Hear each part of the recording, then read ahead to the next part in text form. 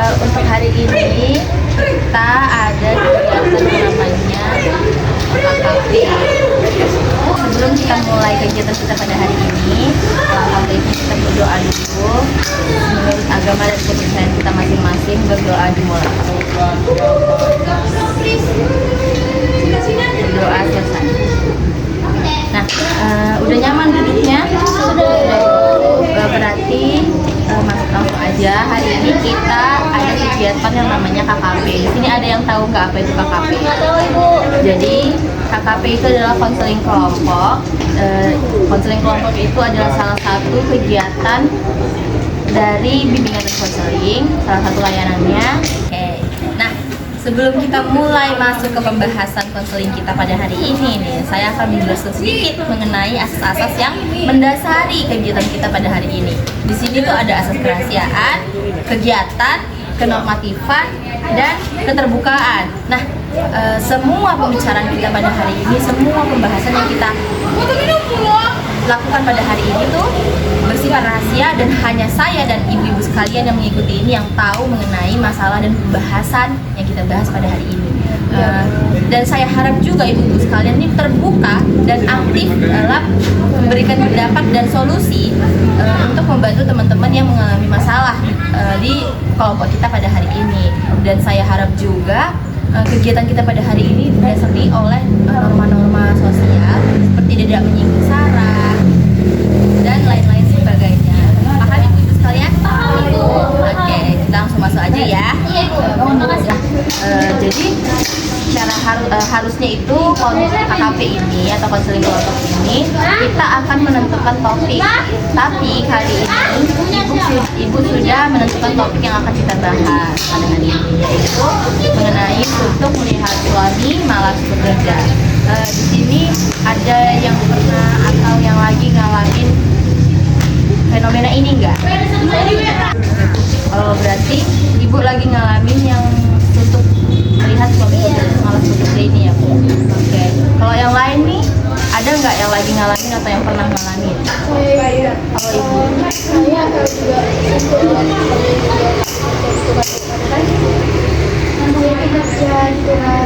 di pagi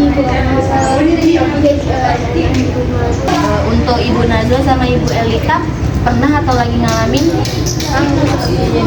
Oh, berarti yang ibu-ibu berempat ini mengalami hal yang sama ya. Nah, kalau untuk Ibu Alifa sendiri nih, kenapa sih Ibu apa untuk melihat suami malas bekerja? Ini ya, gimana bilangnya? Saya ini bisa dibilang saya kerja juga. Saya tuh sampai malam. Tadinya itu sekitar jam 8. Kemudian saya pulang sekitar jam 8 malam. Nah, sedangkan saat saya bekerja, suami saya itu rebahan di rumah, kayak nggak ada niatan buat kerja. Jadi saya bingung lah ya kan, Bu. Ada tak satu di rumah, tapi penghasilan cuma dari saya. Dan itu pun kebutuhan juga makin besar.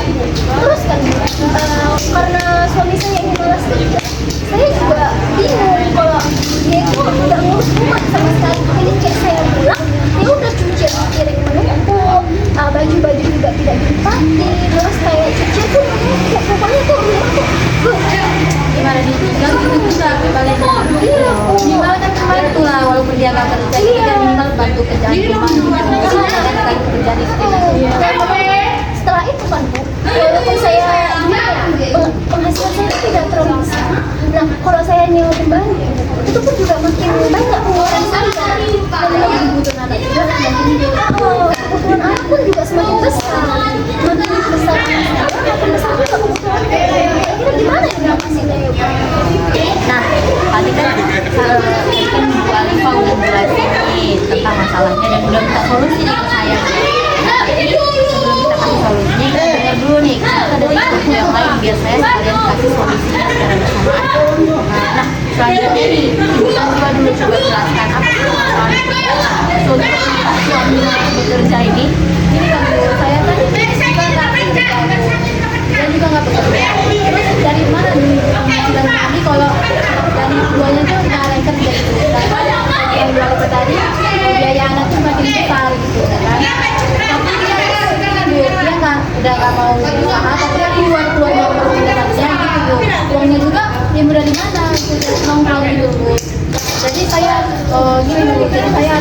lagi sama orang, tutup gali lubang tutup lubang gitu. Berarti problematikanya ini saat ini udah suntuk melihat suami malas bekerja, terlilit utang ayah. Saya mau nanya kepada Ibu Wawa, Ibu udah berapa lama suami Ibu tidak bekerja? Ada hampir 2 tahun kayaknya. Saya aja mana ya Bu? Iya, saya aja baru 1 tahunan loh Bu. Saya udah nggak bisa angkat tangan. Gimana lah Bu ya kan? Kalau nggak ada suami nanti anak juga yang jadi korban gitu. Iya. Saya juga mikirkan anak. Kalau misalnya Ibu buka usaha kira-kira bisa nggak? Iya, ibu kan minjem ke orang atau ke bank. Nah, pinjaman itu ibu jadiin modal untuk buka usaha kecil-kecilan, misalnya jualan es, jualan nasi, rumah makan atau apa. Nggak usah lah rumah makan, kayak cateringan gitu Bu. Jadi pinjaman ibu itu nggak sia-sia, jadi modal. Kan ibu bisa balikin dari untung si usaha ini. Oke kan Bu, tapi kan kalau mau bikin usaha itu kan agak gede kan Bu. Tapi sedangkan suami saya juga ikut suka main judi gitu. Kayak main slot-slot gitu ya Bu. Berarti emang suaminya nih harus dibinasakan ini Bu. Iya. Nih, malah kalau Ibu melaporkan suami Ibu ke pihak berwajib, ini sudah menyangkut ini soalnya Bu, masalah keluarga ini Bu. Ibu pernah di KDRT belum? Belum sih Bu ya, tapi kayak gitu lah Bu. Penghasilannya aja yang Penghasilannya aja yang kurang. Oh berarti suami Ibu ada nggak nanya kalau misalnya Ibu mana penghasilannya, mana uangnya? Itu pernah nggak ditanya terus sama suami? Soalnya kan Bu, saya walaupun suami saya malas-malasan, saya nggak ditagih-tagih gitu Bu, karena saya langsung bilang kamu ini nggak kerja, jangan banyak bicara gitu. Saya tegas, tapi kan suami saya juga masih malas untuk mencari kerja. ya, tapi kan Bu namanya orang yang udah suka kecanduan judi atau apa segala macam kan Bu, itu dia pasti menghalalkan segala cara gitu Bu supaya dia dapat uang. Nah itu dia, Ibu kurang tegas sama suami Ibu. Iya, iya betul Bu. Iya, kurang Sekali-sekali tegas. coba ibu tegas, nggak usah ibu kasih, terus ibu tinggal aja di rumah dia sendiri. Ibu pergi ke rumah teman ibu kah atau orang tua ibu kah, bawa anak ibu Iya, juga. bawa anak Jadi ibu. dia nggak ada alasan entah mau pukul anak atau apa gitu. Iya, Ibu pernah nggak rumah apa? Rumah saudara Ibu dekat nggak? Dekat ya, Dekat kan?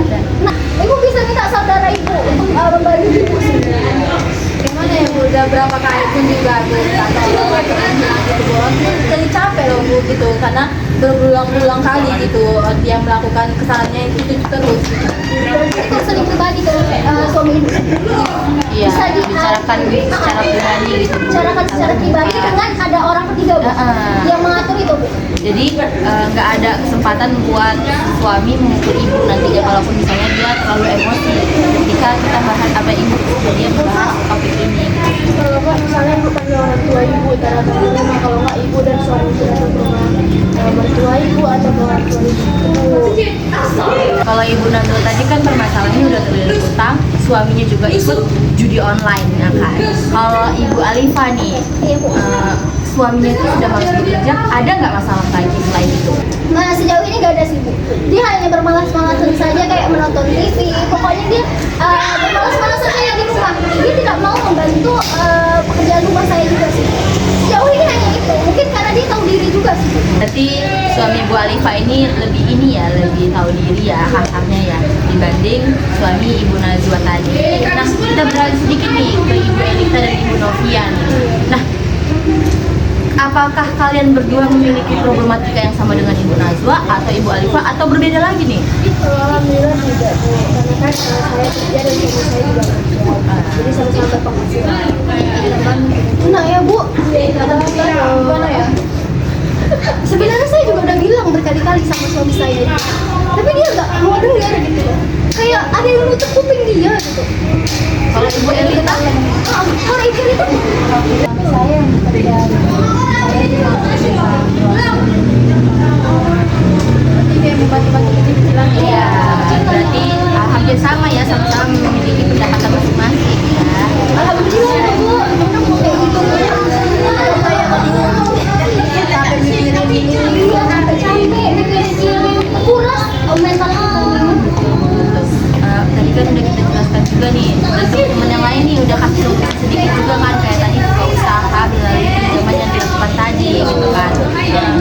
terus harus lebih tegas kepada suami.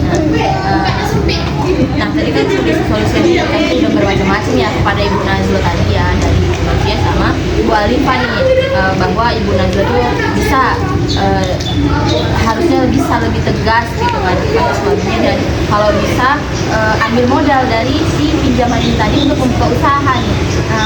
Dan kalau untuk Ibu Alifah kayaknya sih saya sarankan coba Ibu arahkan kepada suami Ibu. Kalau zaman sekarang kan udah canggih nih ya, apa-apa sudah bisa kita akses nih, mau melihat apapun udah gampang nih.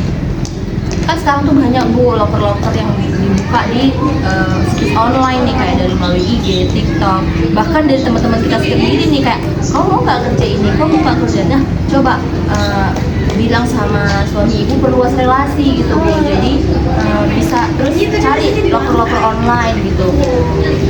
Bisa lah Ibu, itu saya terapkan. Soalnya selama ini dia cuma untuk melihat suami saya itu juga kerja-kerja banyak sekali.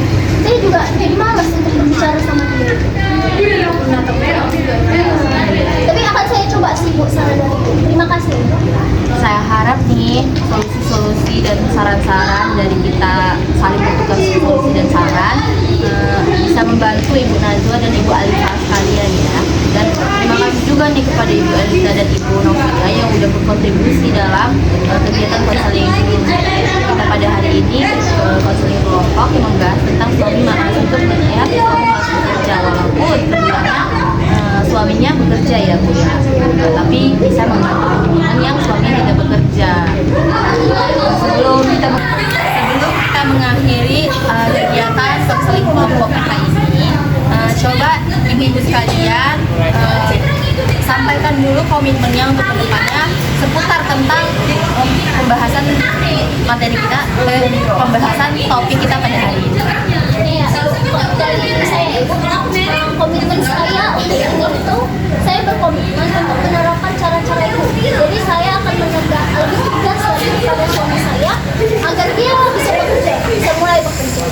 Oke, pada Ibu Nazwa, Baik, saya pun sama ya, sama yang dibilangkan Ibu Alifah tadi. Saya akan menerapkan solusi Ibu tadi yang kayak bikin usaha kecil-kecilan gitu. Nah, untuk Ibu Novia sama Ibu Elita, coba dulu pasang komitmen tentang permasalahan yang kita bahas pada hari ini, walaupun suami kalian berdua itu bekerja dan punya penghasilan juga. Berkomitmen untuk membantu dan menolong ibu-ibu yang sedang bermasalah dalam Kalau Bu Elita, komitmennya apa nih? saya menerapkan saya selalu berjalan dan tidak ada saya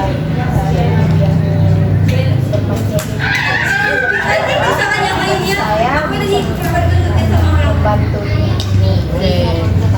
Jadi Bu Elita ini dia tetap menjalankan usaha sembari membantu penghasilan suaminya nih ya kan. Itu punya tabungan ya kan. Nah, walaupun nanti jadi tetap jualan untuk disimpan ya kan.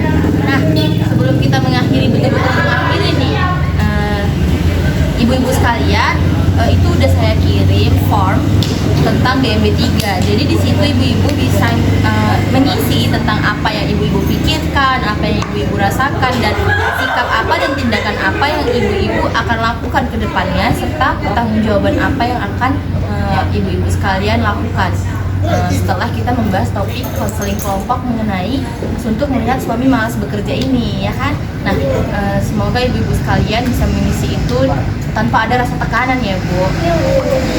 Nah, berakhir sudah kegiatan konseling kelompok kita mengenai untuk melihat suami malas bekerja ini.